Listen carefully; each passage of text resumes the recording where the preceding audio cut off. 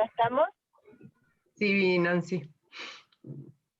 Bueno, buenas tardes a todos, a quienes están participando en calidad de oyentes, a las asociadas de Mayfin, a nuestra prestigiosa panelista, Lina, buenas tardes también. Para quienes no están al tanto de qué es Mayfin, somos un grupo de mujeres de economía y finanzas, trabajamos en esto. Estuvimos durante algunos cuantos meses trabajando y hemos formalizado estos objetivos principales, es la de capacitar a toda la población y capacitarnos nosotros también. Y el objetivo fundamental, además de capacitar, es formar en educar financieramente y propender a la inclusión financiera, y ese es el eje principal de este panel esta tarde. Así que bueno, queremos invitar a quienes no conocen Mayfin a seguirnos en las redes, en Instagram, en LinkedIn. Y ahora, para dar paso a nuestra expositora, la doctora Lina Gómez Mejía. Ella es una entusiasta del emprendimiento y la innovación. Ha sido coordinadora regional de la Red Nacional de Ángeles Inversionistas. Su experiencia en consultoría financiera, banca de inversión, estructuración de proyectos y reestructuración de pasivos le ha permitido asesorar empresas y emprendedores. Es doctora en Ciencias de Gestión de la Universidad de Rouen. Es doctorante en Psicología Cognitiva de la Universidad de Caen en Normandía. También tiene un magíster en Administración de Empresas de la Universidad del Valle y es administradora de empresas con énfasis en banca y finanzas de la Pontificia Universidad Javeriana. Ella es también directora del Departamento de Contabilidad y Finanzas de la Pontificia Universidad Javeriana. Sus investigaciones actuales se centran en la decisión, teniendo como área temática la relación entre la estrategia y las finanzas, y tiene como terreno de estudio las empresas nuevas, la banca comercial y el sector salud. Como verán, sus calificaciones son elevadísimas y por eso es que la hemos convocado. Es integrante también del grupo de investigación, pensamiento y praxis de la Pontificia Universidad Javeriana y del laboratorio CERREV de la Universidad de Caen. Es también miembro de la Asociación Iberoamericana de Economía y Finanzas Conductuales y de la Asociación Internacional e Interdisciplinaria de la Decisión. Coordina el semillero de investigación de Alianza Financiera. Ha compartido con asociadas nuestras paneles internacionales referidos a educación financiera en general en la sociedad y de cómo enseñar a los alumnos en el ámbito académico, que de nuevo es uno de nuestros principales objetivos, y básicamente cómo enseñar es la pregunta que hoy viene a desarrollar con nosotros. Así que posteriormente la licenciada Paula Martínez, que también es asociada de Mayfin, va a ser la coordinadora de las preguntas que quieran ir haciendo en el chat, con lo cual, sin más, le doy la palabra a la doctora Lina Gómez Mejía, la bienvenida, y adelante nomás. Bueno, pues muchas gracias, Nancy, por esta introducción. Gracias a toda la Asociación de Mujeres en Economía y Finanzas de Córdoba por esta invitación, en especial a Leticia, a Paula y a ti, que han pues coordinado este panel, y pues les agradezco de verdad. Me siento muy honrada de estar con ustedes esta tarde. Bueno, voy a compartir aquí pantalla para compartirles esta presentación que he preparado a propósito del tema que nos convoca, que es la educación financiera. Entonces, pues, voy a hablarles un poco del contexto de la educación financiera, algunos aspectos conceptuales, como para que nos pongamos de acuerdo en un lenguaje, a qué me estoy refiriendo cuando hablo de inclusión, cuando hablo de educación financiera. Voy a mostrarles un paneo sobre lo que está pasando en inclusión financiera en América Latina, en educación financiera. He escogido 5 países porque, bueno, hacer toda América Latina en tan poco tiempo hubiera sido imposible. finalmente unas conclusiones y reflexiones que creo que darán lugar a todas las preguntas que ustedes tengan sobre el tema. Algo de contexto. Hasta la crisis de 2008, la educación financiera era un tema como de élite en el sentido de que la educación superior finalmente le llega a élites. Unas minorías muy pequeñas de la población son las que tienen acceso a educación financiera y tenían acceso a educación financiera antes de 2008. Particularmente se veían muy pocos magíster, era un tema de estudiar a nivel de magíster o una especialización, que es una particularidad que nosotros tenemos aquí, y algunos doctorados, pero en realidad no hablábamos masivamente de educación financiera hasta la crisis de 2008. ¿Qué pasó en 2008? Finalmente se identifica que entre las múltiples causas de la crisis de 2008 aparece un déficit de educación financiera entre los consumidores financieros, por un lado, y por el otro lado, los inversionistas financieros. Los consumidores, porque las personas que hicieron los créditos subprime, que se comprometieron a pagar unas deudas, unos créditos, en unas condiciones que eran leoninas, en el sentido de que la tasa iba creciendo a lo largo del tiempo para personas de bajos ingresos, pues básicamente estaba apalancado fundamentalmente en una burbuja inmobiliaria, y esas personas con todo y eso y simplemente con la esperanza de poder vender la casa más cara la próxima vez, entonces tomaban esos créditos. Entonces ya hay un problema de unas personas que sin capacidad de pago estaban tomando estos créditos. Y del otro lado estaban los inversionistas financieros que, sin entender mucho los mecanismos que estaban detrás de los instrumentos financieros, de estas titularizaciones, pues igual invertían, y ni hablemos de los comportamientos de la evaluación ética, los comportamientos de los intermediarios financieros y de los grandes, digamos, estructuradores de este tipo de productos. Entonces, la crisis de 2008 pone un lente, un foco sobre la educación financiera, y es a partir de allí que se empieza a asociar la educación financiera como un antecedente eventualmente del crecimiento económico. Para que haya crecimiento económico, se empieza a decir a partir de 2008, se requiere que las personas de forma general puedan manejar sus finanzas. Y yo iría un poquito más allá diciendo, miren, en un mundo financiarizado, que es finalmente en lo que estamos y hacia lo que vamos, pues se trata de una competencia ciudadana, algo casi indispensable para sobrevivir. ¿Por qué? Porque vamos a estar cada vez más, y ni hablemos de las fintech ahora. Pero bueno, más adelante hablaré un poquito de ello. Algunos aspectos conceptuales sobre este tema. Desde que estoy hablando con educación financiera y traje muy a propósito la definición de la OCDE sobre este tema, y ellos dicen que es el proceso por el cual los consumidores, miren de nuevo, los consumidores, y los inversionistas financieros, de nuevo, o sea, miren que es justo la crisis de 2008 la que pone el foco allí, mejoran su comprensión de los productos financieros, desarrollan habilidades y confianza para ser más conscientes de los riesgos y oportunidades financieras. O sea, se trata de concientizar a las personas de qué es lo que realmente qué es lo que está pasando detrás de un producto financiero, y que de esa manera pues puedan crecer sus oportunidades, tomar decisiones informadas y actuar de manera crítica frente al sector financiero. Entonces empieza a hablar también de alfabetización financiera. Y de su contrario, ¿no? El analfabetismo financiero. Entonces, por alfabetización financiera, que son todos estos programas de educación financiera, se empieza a hablar de un grado de entendimiento, de una medición sobre ese entendimiento que tienen las personas en general sobre el ámbito financiero. Se mide pues a través de diferentes índices que hoy, digamos, se concentran no solamente en los conocimientos, sino también en comportamientos y actitudes frente al sistema financiero y sus productos que se supone se deberían desarrollar.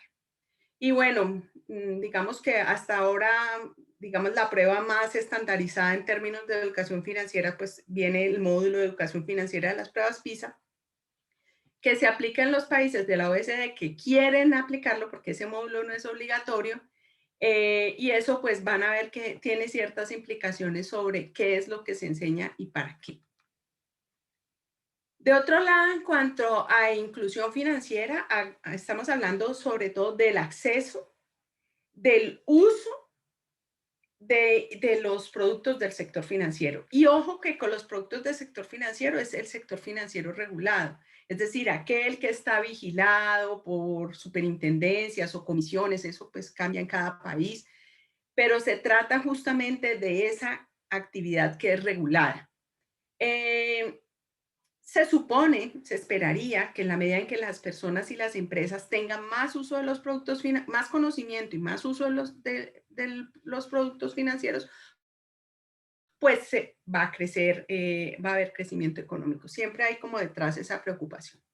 Hoy en día esto ha avanzado un poco, entonces ya se empieza a hablar de también, que hace parte de esto, de inclusión financiera, la protección al consumidor, la presencia de barreras al crédito y el entendimiento de los productos financieros. Es decir, qué tan fácil o qué tan difícil es acceder a un crédito y qué tanto comprenden, entonces vuelve y se relaciona con educación financiera, qué tanto comprenden las personas los productos financieros. Hablemos un poco entonces, ya teniendo este marco conceptual de inclusión financiera en América Latina. Decidí muy a propósito Argentina, Chile, Colombia, México y Perú, como para hacer el foco.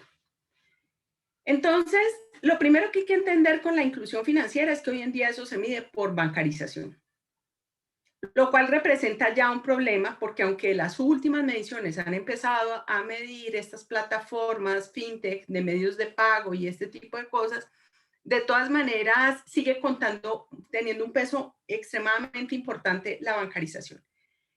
Estas mediciones del 2011, y como ven, pues el país que estaba más avanzado en bancarización era Brasil, luego Venezuela, y luego en orden decreciente hasta llegar a Bolivia, que era el menos bancarizado, sigue siendo el menos bancarizado. Hay una opacidad respecto a la información de Venezuela que hace imposible cualquier análisis.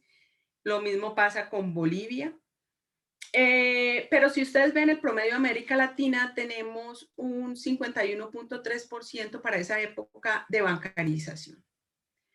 ¿Qué es bancarización? El acceso al menos a una cuenta bancaria, el tipo de cuenta que sea, ¿no?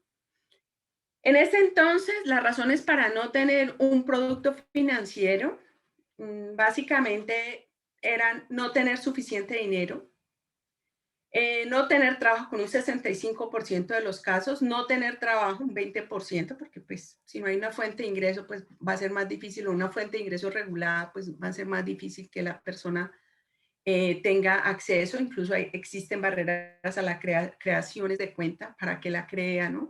Y por ejemplo, en países como Colombia, que tenemos problemas con el narcotráfico, tenemos regulaciones que nos impiden abrir una cuenta de ahorros así. O sea, realmente no es tan fácil, aunque los bancos han flexibilizado un poco con esto de las fintech, empiezan a encontrar competencia, entonces han flexibilizado un poco, sin embargo, no es tan fácil abrir una cuenta. Luego viene, la gente de todas maneras tiene una preferencia, digamos, por disponer de su dinero de otra forma, o sea, no tenerlo en los bancos. Y eso está muy relacionado con el hecho de que la mayoría de las personas, como un buen número de personas, no confía en las instituciones financieras. Hace unos años hicimos una investigación cualitativa preguntándole a la gente qué pensaba de los bancos. La respuesta fue, miren, mal necesario. Y estamos hablando con gente educada, ¿sí? Entonces, esta relación, yo diría tóxica, dirían los muchachos hoy en día, ¿cierto?, que establecemos con los bancos, pues hace más difícil que los bancos puedan tener una penetración. Nosotros aquí también tenemos cooperativas e instituciones de microcrédito que hay en toda América Latina y que ha facilitado que de alguna manera esto se dé. Sin embargo, la presión de los reguladores por convertir estas cooperativas e instituciones de microcrédito en bancos, pues ha llevado a la creación de algunos bancos en el caso colombiano y en otros casos también. O sea, estas instituciones han ido haciendo el tránsito hacia instituciones bancarias. Lo cual ya era grave en 2011 porque eso significaba que el 53% de los hogares no tenía, menos del 53% de los hogares no tenían acceso al menos a un producto de una cuenta de ahorros. O sea, nadie en la casa tenía una cuenta. Y pues muchos de ellos, si ya no tenían cuenta de ahorro, pues entonces en productos de crédito, pues todavía el acceso era más complicado. De esas personas que encuestó la CAF en ese momento, el 19% estaban, habían accedido a crédito formal y el 21% a crédito informal. Entonces vemos que el crédito informal, digamos, gana terreno cuando el sector bancario no está presente, y por supuesto sabemos que esas condiciones que incluso tienen a veces que ver con mafias, pues van a dificultar todavía más que las personas puedan salir de, digámoslo así, una trampa de pobreza. Otros frenos a la inclusión financiera, pues el hecho de ser mujer. No es aquí, es un fenómeno generalizado en el mundo. El 47% de las mujeres no tiene acceso. Y el 55% de los hombres tiene acceso, o sea que hay una brecha de género importante. Y en Latinoamérica, pues esa brecha se mantiene, pero apenas alcanza el 35% de las mujeres a tener crédito. Eso era en el 2011, ya les muestro la situación antes de pandemia. En cuanto al nivel educativo, pues a mayor nivel educativo, mayor acceso a los productos financieros, y eso tiene que ver también con la siguiente variable, que es edad. Y es que los menores de 25 años tienen menor probabilidad de tener productos financieros, lo cual también puede explicarse eventualmente por una cuestión de acceso al mercado de trabajo. Entonces, en función del mercado de trabajo, pues las personas van a tener eventualmente la necesidad de tener una cuenta. Pero miren que los problemas no se superan, o sea, siguen siendo los mismos problemas.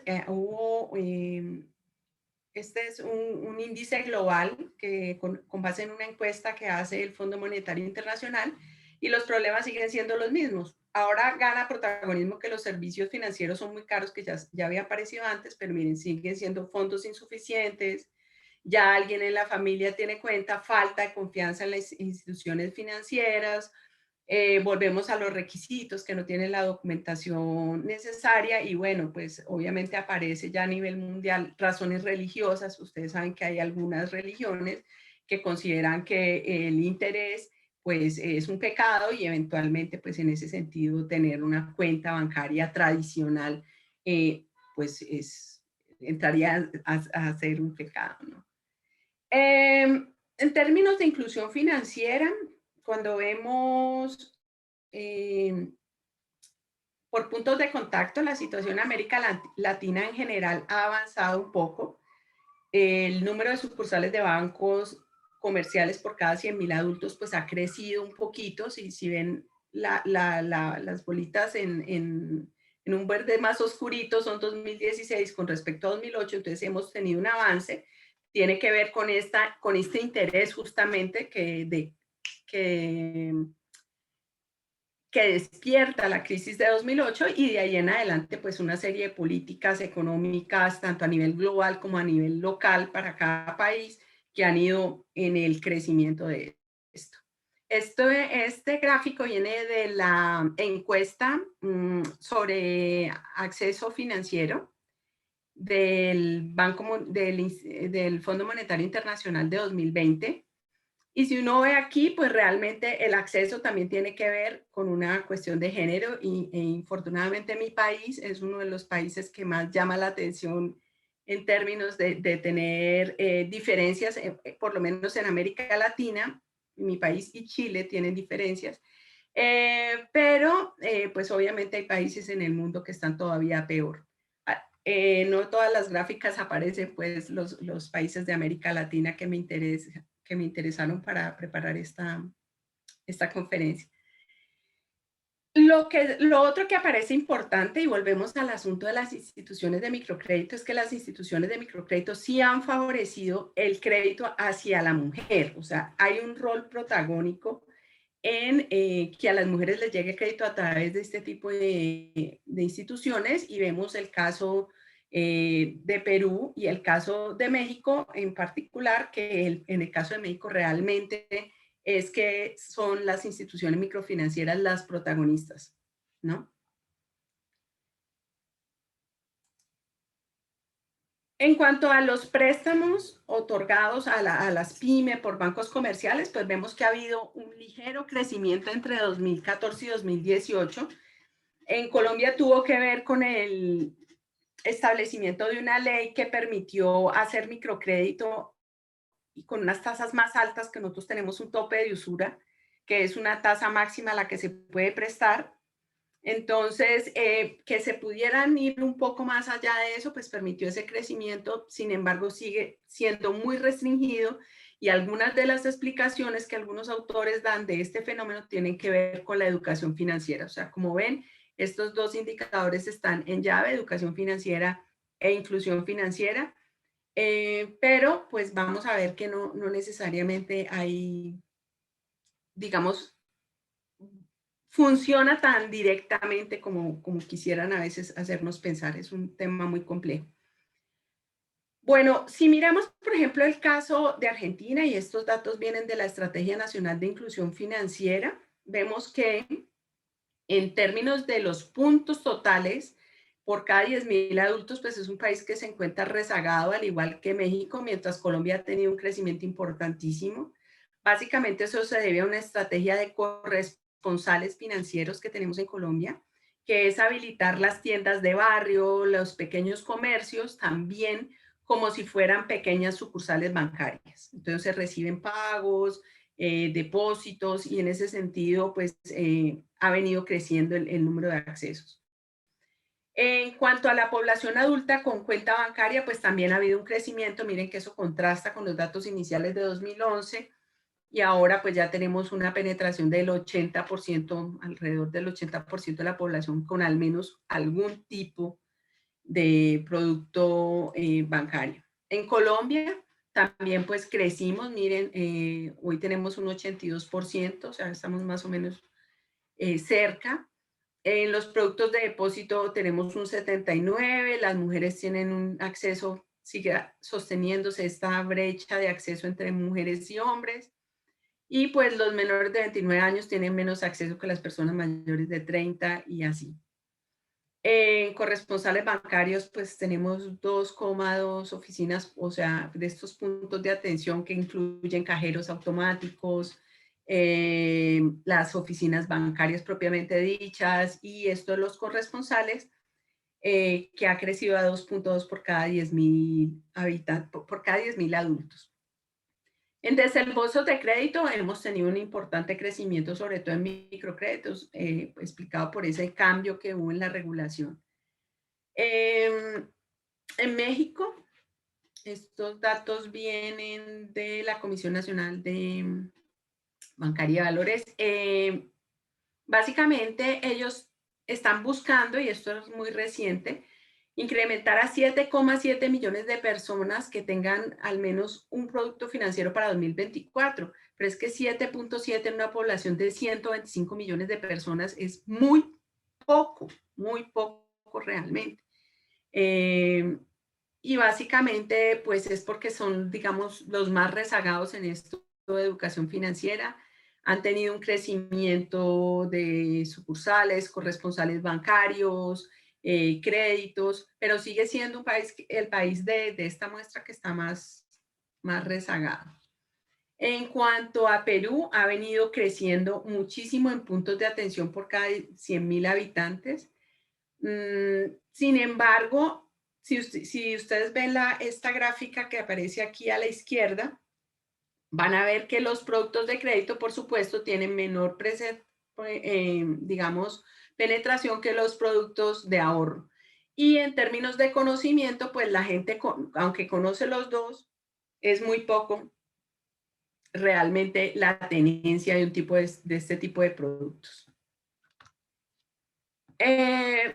Hablemos ahora de educación financiera. Entonces vemos un panorama hasta ahora donde la inclusión financiera pues ha crecido en términos de que alguien tenga un producto, ha crecido en términos de medición, o sea, hay más datos, no son todos iguales. Eso es parte, digamos, de las problemáticas, que cuando uno quiere hacer un análisis comparativo entre los países, pues es bien complicado porque no necesariamente están pensando lo mismo. Aparentemente siguen la misma fórmula, pero pero pues realmente a la hora de la medición son bien diferentes. Y una brecha de género importante que se mantiene no solamente a nivel mundial, sino en especial en América Latina. Hablemos ahora de educación financiera. Entonces, en el 2011, o sea, muy cerca pues de la crisis de 2008 y las primeras mediciones mostraban que menos de la mitad de la población comprende el término tasa de interés, excepto en Chile, que era un poco más del 50% de las personas.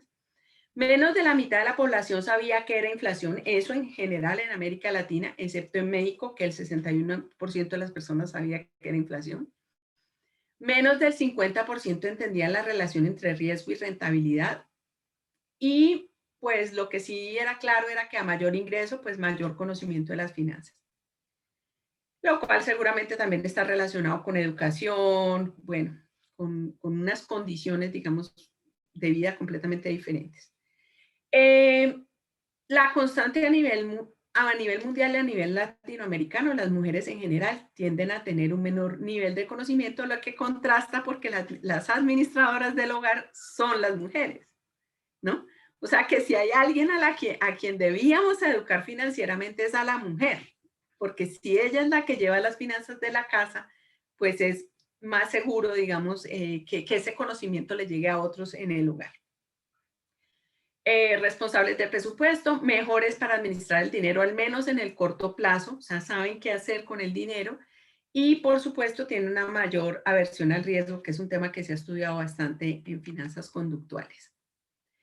En cuanto a los conocimientos financieros, nosotros, pues, básicamente estamos hablando de beneficios de diversificación, definición de la inflación, la relación conceptual entre riesgo y retorno, el cálculo del interés simple y compuesto. Y vemos que esto ha ido mejorando, ¿sí? Con respecto, digamos, a lo que había antes. Recuerde que estábamos hacia el 50% o menos de la población, y digamos que ahora en promedio eso ha ido creciendo. Sin embargo, miren que ya cuando empezamos a hablar de tasas de interés, el desconocimiento es muy grande. O sea, ya ahí hay un tema, ni hablemos del interés compuesto, asuntos de retorno, rentabilidades de inversiones, pues va a ser muy difícil. O sea que la gente más o menos entiende un poquito de diversificación, pero obviamente no va a entender de diversificación en el sentido de optimización de un portafolio para mejorar su rentabilidad, no da para eso. Y por supuesto a un muchacho de primaria o a un muchacho de educación secundaria eso le va a explotar en la cabeza porque no tiene cómo enfrentarse digamos, a diversificación más allá de la cultura popular de no poner todos los huevos en la misma canasta, ¿no? Y pues ya en términos de poder adquisitivo, de la administración del dinero, del ahorro, pues la cosa, digamos, en general funciona en términos de conocimiento, pero no necesariamente en términos de actitudes y finalmente lo que la gente termina haciendo, ¿no? Ahí se requiere más investigación, por ejemplo. Lo que muestran las pruebas PISA es que ha habido un avance en el conocimiento financiero. Infortunadamente, aquí en esta muestra no está México, no está Colombia, porque estos son datos de 2018 y Colombia decidió no presentar ese módulo en ese año. Entonces, sin embargo, los países que lo presentaron, que fueron Chile, Brasil, Perú, tuvieron avance importante en términos pues, de cómo les iba. Sin embargo, eso está altamente correlacionado con los conocimientos en matemáticas y, por supuesto, los conocimientos en matemáticas no necesariamente son tan buenos. ¿Qué está pasando en cada país, en estos países que decidí revisar? Bueno, básicamente en Argentina está toda fresquita, está fresquito el Plan Nacional de Educación Financiera, que empieza en 2019. Antes había unos antecedentes de una serie de programas, sobre todo liderados por el Banco Central, pero pues realmente podemos hablar de un plan de educación financiera desde 2019 y pues lo que quieren hacer es sobre todo incorporar dentro del currículo de la formación secundaria y educación financiera. Luego viene pues otras cosas, pero algo sobre lo que les quiero llamar la atención miren la cantidad de entidades que entran dentro de este tipo de iniciativas. Vemos la Secretaría del Ministerio de Hacienda, Banco Central, Ministerio de Salud y Desarrollo Social, Ministerio de Seguridad, no sé por qué, Ministerio de Educación, Cultura, Ciencia y Tecnología, ok, Administración Nacional de Seguridad Social, el Instituto Nacional de la Juventud, la Comisión Nacional de Valores, la Superintendencia de Seguros, la Secretaría de Modernización y el Banco de la Nación Argentina. Demasiados responsables. Cuando hay tanto responsable, no hay nadie responsable. ¿Sí? Y eso lo vamos a ver que se repite en toda América Latina. Toda América Latina tiene el mismo problema. Chile, mismo problema. Arrancan con una Estrategia Nacional de Educación Financiera Formal en 2012. La renuevan, la recomponen en 2017, pero hay una ley que modificó la Ley General de Educación que obliga a los colegios a la enseñanza, a incorporar enseñanza de educación financiera. La ventaja es que, bueno, al menos lo están midiendo con alguna frecuencia en pruebas PISA, pero de nuevo, educación financiera a través de Superintendencia Nacional de Valores, bancos e instituciones financieras, allí empieza a entrar el sector privado, pensiones y el Servicio Nacional del Consumidor. Miren la Comisión Asesora de Chile, es una locura, o sea, demasiada gente, y traje esta como porque tenía el gráfico y me pareció así como demostrar que efectivamente hay tantos interesados que al final no hay ningún interesado, no hay ningún responsable. Y pues habiendo tanta gente que sabe de finanzas, no hay tanta gente que sabe de educación. Y creo que hay parte de los problemas como para superar este asunto. Luego venimos nosotros en Colombia con una Estrategia Nacional de Educación Financiera que arrancó en el 2009 y que se renovó de nuevo en 2017, o sea, hay como un remozamiento,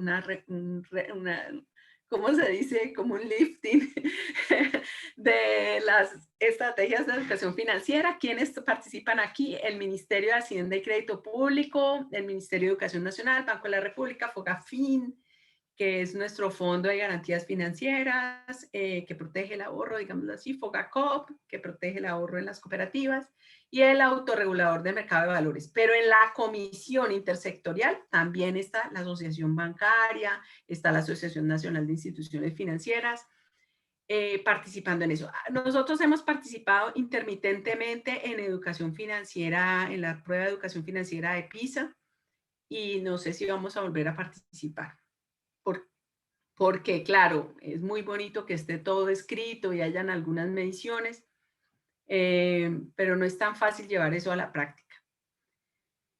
En México hay una estrategia nacional que se creó desde 2011, de nuevo un comité de educación financiera que preside la Secretaría de Hacienda y Crédito Público, lo integran autoridades públicas y representantes del sector privado. Allí también ahí está el sector financiero bancario, la banca comercial presente fuertemente, y existe ya una ley de educación financiera. Ellos están justo, acaba de salir de la política de inclusión financiera en México, y están, digamos, como muy correlacionadas. Luego, en Perú está la Estrategia de Inclusión Financiera Nacional, arrancó en 2007, no la han remozado, imagino que deben estar en eso, los cogió la pandemia en eso. Básicamente han habido unos programas de la Superintendencia de Banca, Seguros y AFP. Existe un acuerdo entre la Superintendencia Bancaria y las autoridades de educación para dar educación financiera en bachillerato, algunos programas, digamos, y ellos están participando con educación financiera en las pruebas PISA y han tenido avances importantes en sus resultados. Algunas conclusiones y reflexiones para terminar. Y les traje esta que cuando yo hablé con Leticia le había dicho que era que le habíamos entregado al lobo la educación de Caperucita. Entonces, ¿quién debe ser el responsable de la educación financiera? Y mi sorpresa, y digamos que fue mi sorpresa inicial hace muchos años, al que le vengo haciendo seguimiento a este asunto, es que cómo le vamos a entregar la educación financiera de la gente a los bancos. ¿Qué han hecho los bancos? Montar unas plataformas. No, móntele una tasa, una contribución, no sé qué, financie programas de educación, si quiere en la secundaria, pues porque hay más cobertura de la población, es más seguro que haya mucha gente a ese nivel. y financia la educación allí, pero no podemos pretender como que el banco, o sea, aquí, por ejemplo, llegan unos buses a algunos pueblitos aquí en Colombia, llegan unos buses de un banco muy famoso acá a enseñarle a la gente educación financiera lo que muestran como educación financiera es enseñarle a manejar el cajero, a cómo se abre la cuenta de ahorros, a qué pasa con una cuenta de ahorros, o sea, unas cuestiones de orden muy básico, que no está mal, o sea, yo no digo que es que no se deba hacer, pero en serio tiene que ser ese banco, no está el tiempo que está haciendo su marketing, una cuestión de promoción de educación financiera, no es más una estrategia de marketing. Entonces, considero que allí hay algo que pensarse. Y cuando vemos quiénes son los promotores en América Latina, y esto no ha cambiado, vemos de nuevo un protagonismo de las bancas centrales, superintendencias, el sector privado, el gobierno. Aquí, pues, obviamente también está el Ministerio de Educación y otros, pero yo no veo ninguna institución educativa como tal. O sea, ¿dónde están los representantes de los colegios o de las universidades? Yo no digo que tengamos que estar a nivel superior con la educación financiera exactamente, pero, hombre, ¿dónde están? Yo fui una vez a una de esas reuniones y todo el mundo me miró, ay, señora tan loca, ve, no, loquísima, ¿no? ¿Por qué le ocurrió venir aquí? No, es que yo tengo un semillero, yo quiero saber. Ni bolas me pararon, es como que aquí estamos reunidos los que sabemos de finanzas. Obviamente fue muy divertido para mí como espectador externo de la cuestión. Los enfoques de educación financiera en América Latina, pues es mucho educación económica, lo cual yo considero que no está mal. Y algo de educación financiera propiamente dicha, o sea, de los productos, de las tasas, de qué significa el valor del dinero en el tiempo y este tipo de cosas. Algo de protección al consumidor y un poquito de inclusión financiera. Algunas reflexiones finales, como para abrir la discusión, es la falta de educación financiera tiene otros agravantes y es que es un caldo de cultivo para los fraudes financieros. Aquí nosotros en Colombia hemos tenido yo no sé cuántos esquemas Ponzi que aquí se han conocido como pirámides, avión, bueno, eso ha tenido varios nombres, pero es un esquema Ponzi que ha estado funcionando. Y justo cuando vienen estos tiempos de crisis como el que estamos atravesando, pues precisamente emergen. Explica la exclusión financiera, porque si yo no sé es mejor no hacerlo, y yo considero que no es una mala medida de precaución, pero pues es compleja. Hace más caros los recursos para el desarrollo de la microempresa en particular y de la pyme en general, porque pues si no los conocen, no saben cómo usarlos, entonces van a acceder a créditos, por ejemplo, a través de tarjeta de crédito. Encontramos hace unos años en una investigación que realmente era cómo se financiaban con tarjetas de crédito del dueño financiando la empresa, lo cual hace muy costoso la financiación de las empresas. La educación financiera está en manos de instituciones que no saben de educación. O sea, llevamos 10 años desde que nos empezamos a preocupar por esto, 10, 12 años, y sí, sigue estando en manos de quienes no saben de educación, y yo creo que ahí hay un error. La educación en matemáticas debería usar ejemplos económicos y financieros, una educación más contextualizada. Si seguimos enseñando al niñito 2 más 3, en cambio, si le enseñamos 2 pesos más 3 pesos, pues de pronto dándole contexto a esta cuestión abstracta de la matemática, matemos 2 pájaros de un solo tiro. Y en cuanto a la educación financiera, yo creo que se trata también de dar una educación ética. ¿Por qué ética? Porque esto de los fraudes, por ejemplo, que es parte de los problemas que genera no tener educación financiera, tiene que ver con una codicia, ¿no? Desmedida de las personas, con falta de información, con que no saben preguntar. Anecdóticamente, hace unos años que hubo un fraude grandísimo, un Ponzi aquí en Colombia, mi familia se reunió alrededor mío. Con eso voy a cerrar. Y les expliqué en qué consistía. ¿Y sabe qué salieron a decir algunos? La próxima vez nos metemos de primeros. Entonces, hace falta una educación ética, que la gente comprenda, y a nivel de educación superior, pues más ética todavía, porque hay una responsabilidad muy grande cuando tienes tanto conocimiento respecto de lo que le ofreces al público. Y bueno, eso es todo. Muchas gracias. Bueno, Alina, muchísimas gracias, de verdad que muy ilustrativo. Muchas gracias por tomarte el trabajo de mostrarnos todos estos datos y toda esta información comparada que a uno lo ponen en contexto en lo que está pasando en el resto de América Latina, ¿no? Eh, Vamos a abrir el momento para las preguntas. Yo te voy a ir haciendo algunas mientras tanto, pero los que quieren pueden ir preguntando a través del chat, que está ahí abierto, van escribiendo. Y bueno, un poco quería mostrarte distintas etapas, distintos datos, y quería preguntarte un poco cuál pensás que es el desafío más importante del tema de a partir de la educación y de la inclusión en América Latina. Yo creo que el desafío más importante, y justamente caigo en una asociación de mujeres, pero es así, es enseñarle finanzas a las mujeres, de todas las edades a las mujeres, porque son las más excluidas del sistema. Esa es la variable que mejor explica la exclusión. La exclusión es una cuestión de género. Y pues por las responsabilidades que tienen, porque si la mamá no sabe finanzas, pues de ahí en adelante los hijos menos. Tenemos muchos hogares que están conformados con cabeza de familia, que son mujeres, madres solteras en América Latina, que incluso quedan embarazadas muy jóvenes, siendo muy niñas. Entonces creo que allí hay todo un ejercicio de educación financiera que debía llegar a las mujeres. No quiere decir que los hombres no lo necesiten, por supuesto, no estoy diciendo eso, pero creo que el reto más grande está allí. Comentaste de que debería haber más instituciones educativas y quizás las universidades están un poco metidas, sobre todo las universidades que tocan estos temas, ¿no? Economía, finanzas, negocios. Pero no al nivel de colegios, ¿no? De colegios primarios, secundarios, jardines y demás. ¿Crees que hay, bueno, lo mostraste en todas las instituciones, el Ministerio de Educación era como una partecita ahí media perdida en el medio de todo, de todos estos programas o supuestos programas que van a hacer?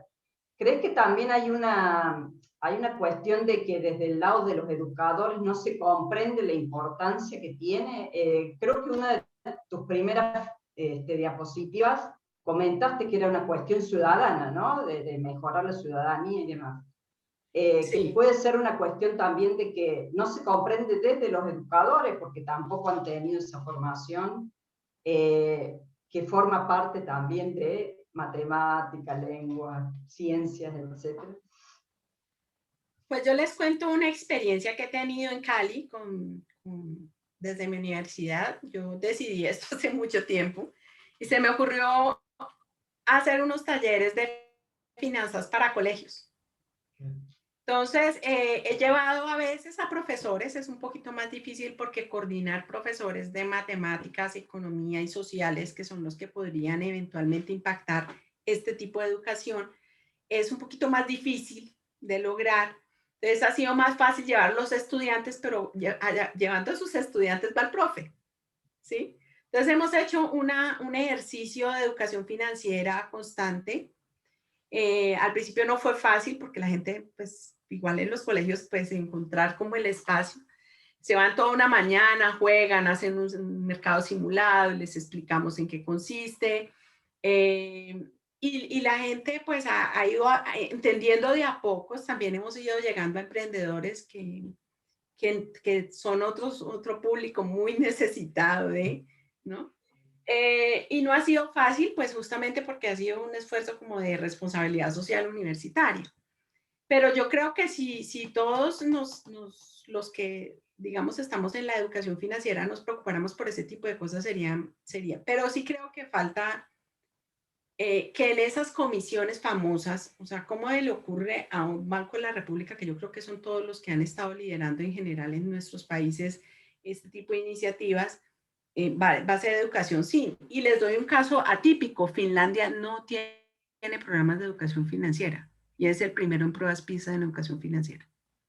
Entonces, no es que se necesite un programa en particular, es que hay que incluir la educación financiera dentro de. Y dentro de significa que eventualmente las matemáticas no se aprendan tan en el abstracto o que se aprendiéndolas en el abstracto luego las aterricemos a estas cosas.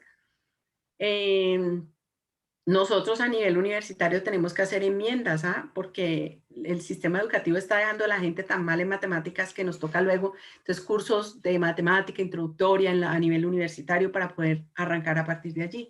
Entonces, sí creo que falta, digamos, entender un poco más esta problemática y tal vez que esos ejemplos y todas estas cosas pues se aterricen y que sean los profesores de matemática enriqueciendo su clase, que eventualmente sí no tienen el conocimiento justamente. Y creo que es una cuestión de trazar una estrategia pues nacional, pero pensada así, pensada en aterrizar, no necesariamente un programa específico de finanzas, porque pues realmente no creo que Claro, lleguemos justo, pues a... qué bueno que trajiste lo de Finlandia, porque justo te iba a preguntar si había experiencias internacionales que estuviera dentro de la currícula de los colegios, ¿no? El tema de esta educación financiera, o es así como estás comentando, se pone dentro de las matemáticas o transversalmente. Se pone dentro de las matemáticas, dentro de las sociales, ¿no? Bueno, voy a ir leyendo aquí algunas cuestiones del chat. Bueno, felicitan por la presentación acá. María Rosa comenta de FIBI, que es un programa justo que están participando algunas personas de la Universidad Nacional para trabajar con los secundarios en esto, educación financiera. Nancy está muteada acá, pero escribe en el chat, dice que comenta el tema de la fintech, que estaría bueno también que hagas algún comentario, que si son fácilmente comprensibles para la gente, si suman, ¿te parece que suman a la inclusión o por ser ajenas a la regulación traen más ruido? No, mira, yo creo que las fintech vienen a refrescar el mercado financiero. Refrescarlo en el sentido de que los bancos están tan acostumbrados a hacer, han sido tan conservadores, es su esencia, ¿no? Que es muy difícil hacer innovación financiera y creo que allí las fintech están jugando un papel importante. Y en el caso colombiano, y lo que han venido haciendo las superintendencias acompañando a las fintech, tienen un think tank que ahí están, digamos, experimentando y acompañando, o sea, jugando al tiempo al regulador que acompaña. Pero en términos de comprensión,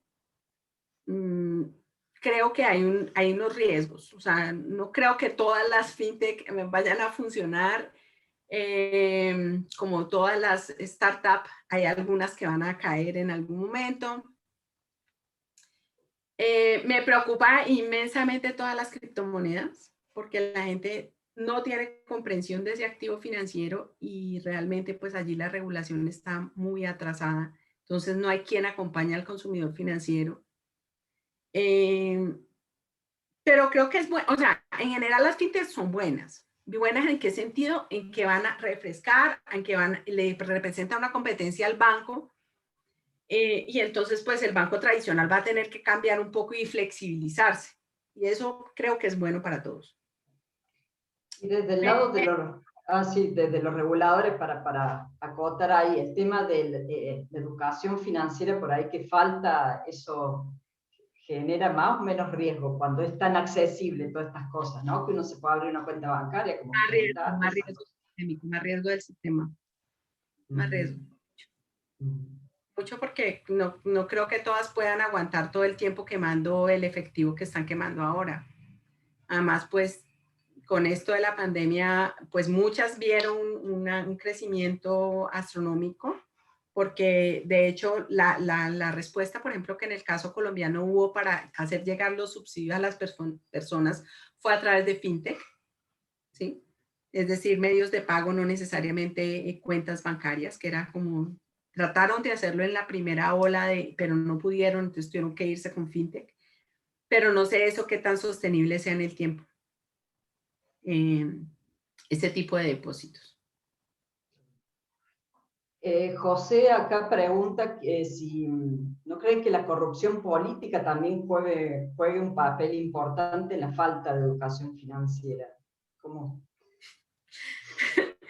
Nos metemos en temas delicados. No es la educación financiera, es la falta de educación en general, por supuesto. O sea,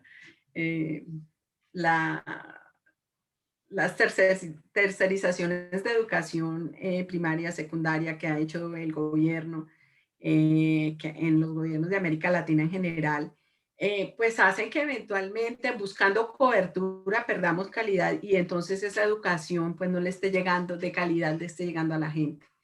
Entonces yo diría que sí, que en general sí, pero no en particular con la educación financiera, es un fenómeno general de la educación en América Latina. María Rosa pregunta cuáles son los puntos fundamentales que deberían trabajar en las escuelas para la educación financiera en el tema de jóvenes. ¿Cuáles crees que son los pilares a trabajar con los chicos? Dos cosas. Matemáticas aterrizadas, o sea, el manejo del poquito dinero que tengas, entender eso, cómo funciona tu dinero y en qué lo puedes gastar, en qué, si quieres ahorrar, qué va a significar, unos sacrificios hoy, un ahorro en el futuro.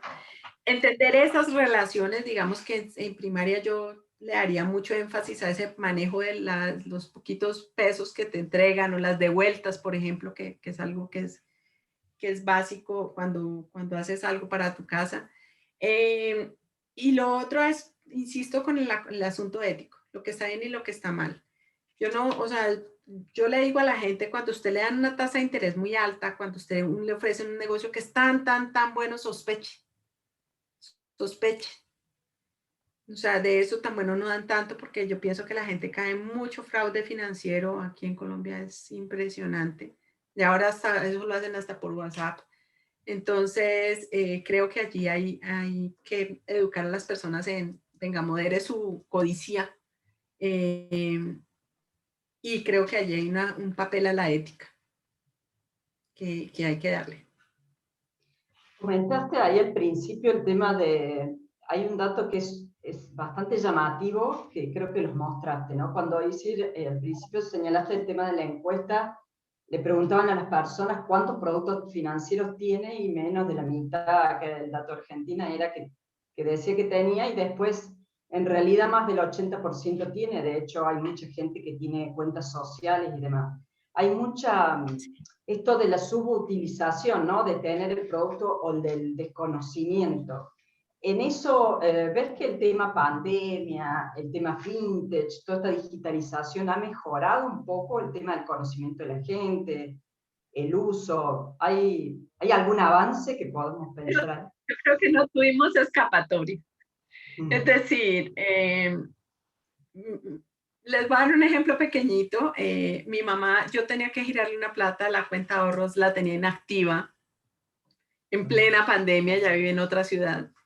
Y me tocó hacer 500 vueltas con ella y finalmente lo más fácil fue justamente a través de una fintech ponerle la plata porque no fue posible activarle la cuenta porque el banco quería que ella fuera hasta la sucursal, bueno, y un poco de cosas que realmente no se podían hacer.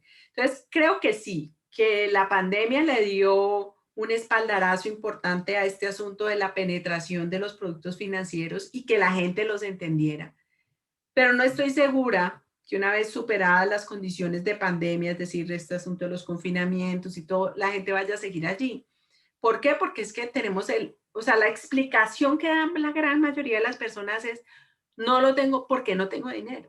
Y entramos en una crisis financiera, en una crisis económica importante, ¿sí? Desde la pandemia.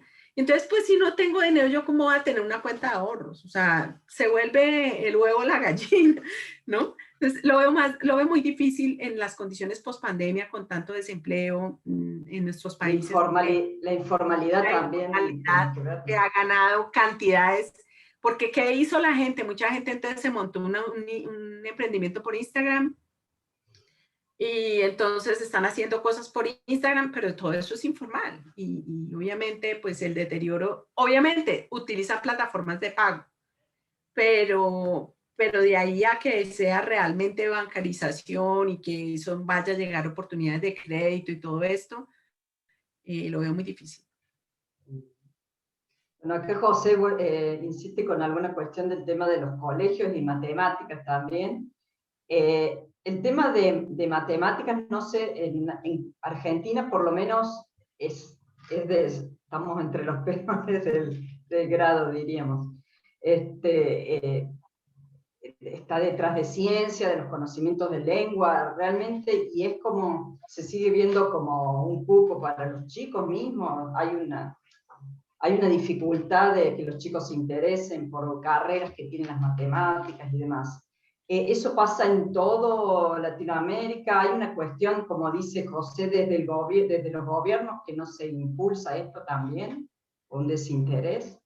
No, no, o sea, yo no creo que realmente yo haya cambiado como la percepción general respecto de las matemáticas en particular, de su dificultad y pues la pereza y bueno, todo este pensamiento abstracto. Considero que sí es una dificultad mayor, pero creo que tiene que ver también con la calidad educativa, porque eso no es una constante en los niños de todos los colegios, no. Eso está asociado a quién educa y de dónde viene el que es el educando. Es decir, nosotros aquí en Colombia tenemos colegios públicos y privados. Públicos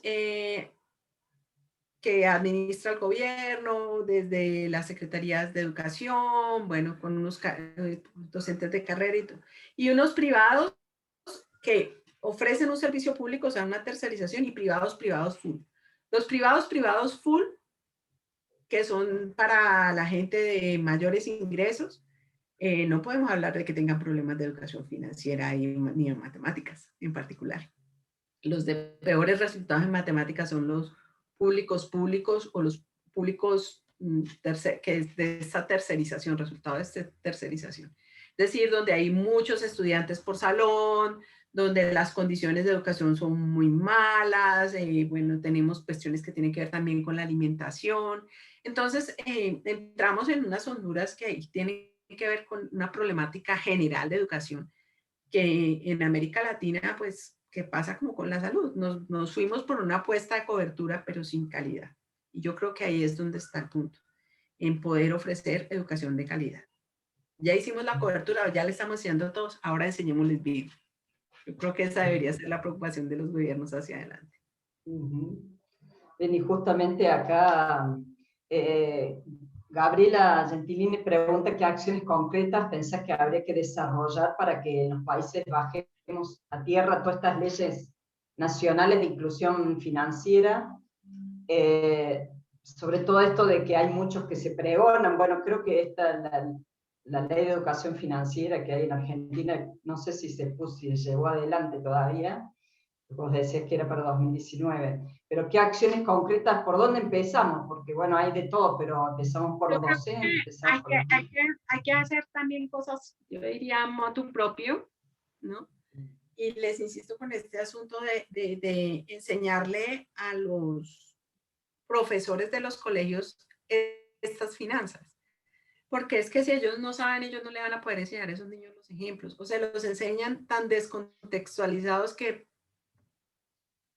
no necesariamente pues van a ser de ellos personas que sepan de finanzas, al menos a un nivel básico. Básico que sepan que es una tasa de interés y el valor del dinero en el tiempo, eso. Interés simple, ni siquiera interés compuesto.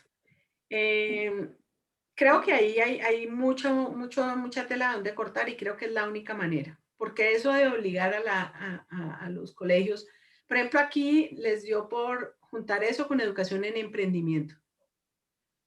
Entonces, los colegios dicen, tenemos una estrategia de educación en emprendimiento y finanzas. Y yo pregunto, ¿y qué finanzas les enseñan? Ni siquiera les enseñan a costear un producto. ¿Sí? Entonces ya arranca de allí. Si tú no sabes costear un producto, pues ¿cómo vas a fijar luego el precio y cómo te va a quedar un margen del que puedas vivir, ¿no? Poniéndole en términos de esos emprendimientos de necesidad, ¿no? Muy difícil. Y yo veo que ahí no hay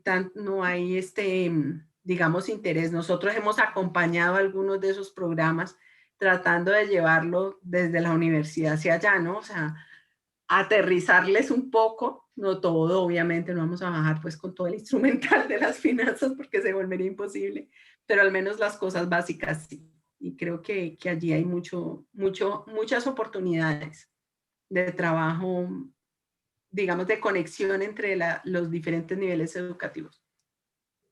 Bueno, Alina, la verdad que nos has dejado muchísimos temas en qué pensar y en qué trabajar también, porque, bueno, desde acá, desde Córdoba, nosotros que estamos trabajando en estos temas, hay muchas puntas para ir armando y tirando. Así que les agradecemos a todos, a Alina, por supuesto, en primer lugar, Leticia y Nancy, a todos los que están del otro lado por participar. Y bueno, nos estamos viendo en la próxima reunión de las mujeres de la Asociación de Mujeres de Economía y Finanzas. Les invitamos a participar. Sí. Yo quiero agradecerle también a Alina por este momento, porque ha sido, creo, que ha sido sumamente clara, conceptos sumamente bajados a tierra, los podemos entender nosotras que estamos formadas en finanzas y lo puede entender mi hijo que está en la secundaria. Así que bueno, y nosotras básicamente apuntamos a esto, ¿no? A formar a la gente.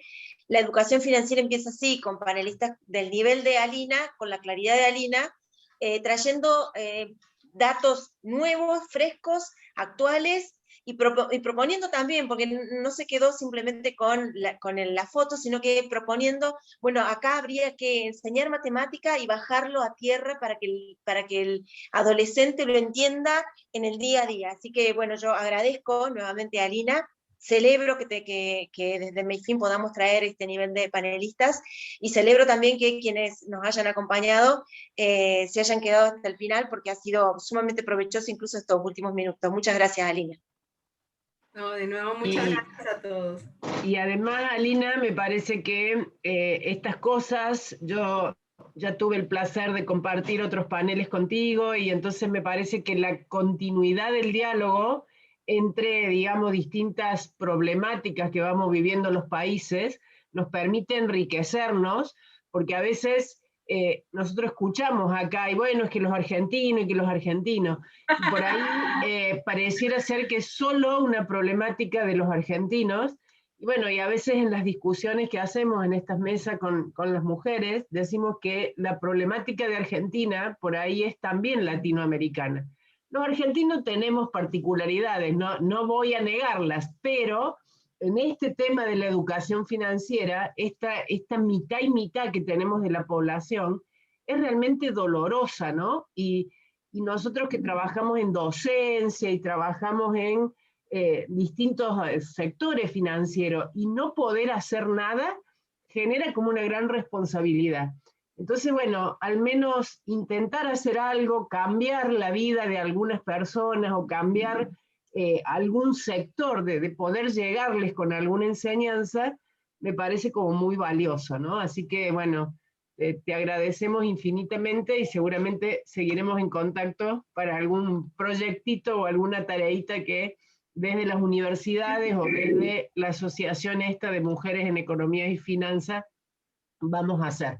Hemos estrenado un boletín también esta semana, que la idea es que lo saquemos mensualmente, así que a lo mejor te invitamos también a que te sumes en algún artículo pequeñito haciendo algún comentario para que el boletín ya tenga trascendencia internacional, ¿no? Entonces, bueno, muchas gracias. Muchas gracias a ustedes, muchas gracias a las personas que se conectaron como espectadores. Bueno, gracias a todos. Salud. Gracias.